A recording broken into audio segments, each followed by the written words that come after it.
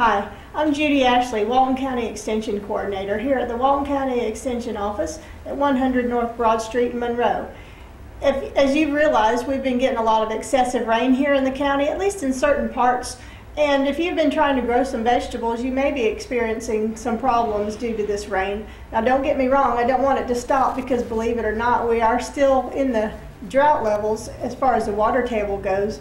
But excessive water can cause some problems in the vegetable garden, and I wanted to speak to you today on a few things that William Carlin and I have been seeing, either when people bring these problems into the office or when we go out into the field. First, I want to refer you to this lovely watermelon here on the table. As you can see, it has split wide open, and it came out of the field this way. This is a classic case of fruit split due to over-irrigation. Now this isn't anything that the gardener could have controlled because it's Mother Nature at its best. So as you can see, when the fruit splits this way, the watermelon would be inedible, or if you were selling them, unmarketable for obvious reasons.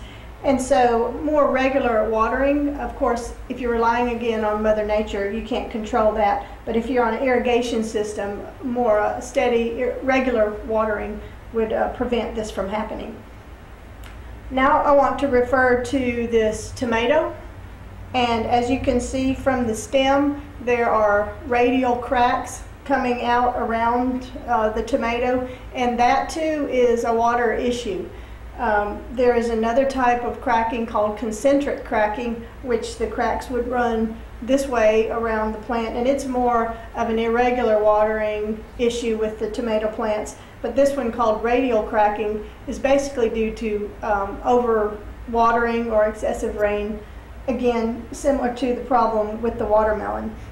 The tomato cannot keep up with the growth, the water that's being given to the fruit itself, and just ends up splitting. And again, the lower part of this tomato can be sliced off and eaten, and it's not harmful at all. But if you're trying to sell a tomato like that, I don't think you would get many customers. So with tomatoes, watermelons, and I'd like to refer to a situation that is common in bell peppers and tomatoes called blossom end rot. If you'll bear with me here for a minute. This is the end of the blossom of the bell pepper or on a tomato. This disease happens in tomatoes as well. This would be the end where the blossom is. And you can see on this bell pepper that there is rotting that occurs there, and that is due to a calcium deficiency. But you may ask, how is that related to water or irrigation? Well, calcium is taken up in the plant through the root system into the vascular system to the developing vegetables. And if there is an issue, as you know, calcium gives us strong bones. Calcium is in lime, which is in concrete, which gives us strong walls. Where calcium in plants gives the fruit and the developing vegetables strong cell walls, just as we have cell walls in our body.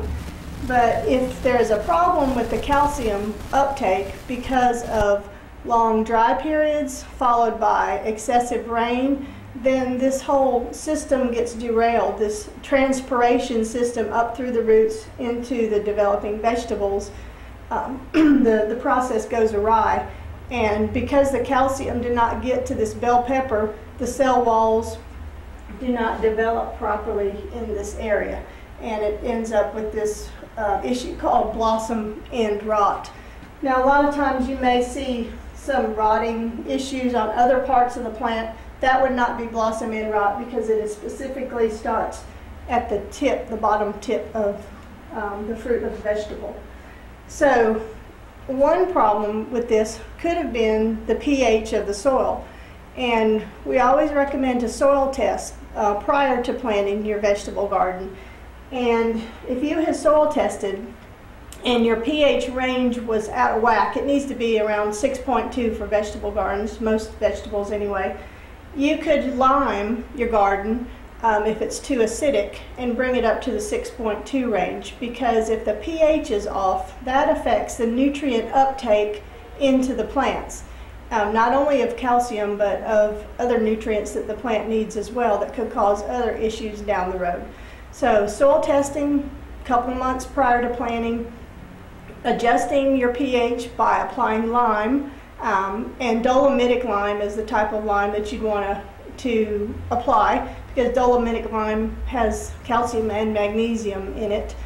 Applying the proper amount of lime that's recommended on your soil test results, and giving 2 or 3 months ahead of planting time for that calcium to be incorporated into the soil, because it's not going to be readily available if you plant your plants and apply the lime at that time. It's going to take several months down the road before that calcium or that lime is able to change the pH of the soil. So you want to do it ahead of time.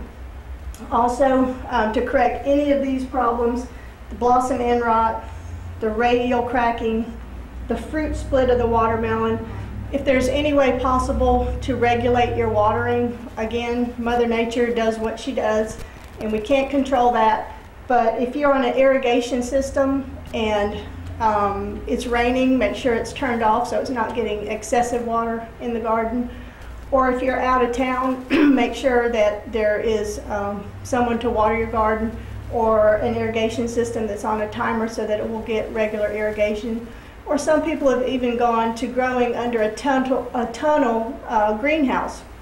And of course, then you can control the amount of water that's getting to the plants by doing a drip system in the plant rows. So there are ways, some more expensive than others, to control the amount of water. But most of these issues that we've seen here today are due to the fact of irregular water spiking. Also, fertilization spiking. You want to maintain a regular fertilization program and not have spikes in the fertilization, because that also affects the development of the fruits and vegetables at certain stages of their growth. So with all this in mind, just a little regularity in our lives is always a good thing, especially when it comes to the vegetable garden.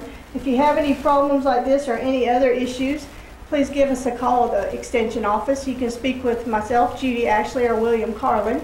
Our phone number is 770-267-1324, and we're here Monday to Friday to answer your calls. Thank you again from the Walton County Extension office.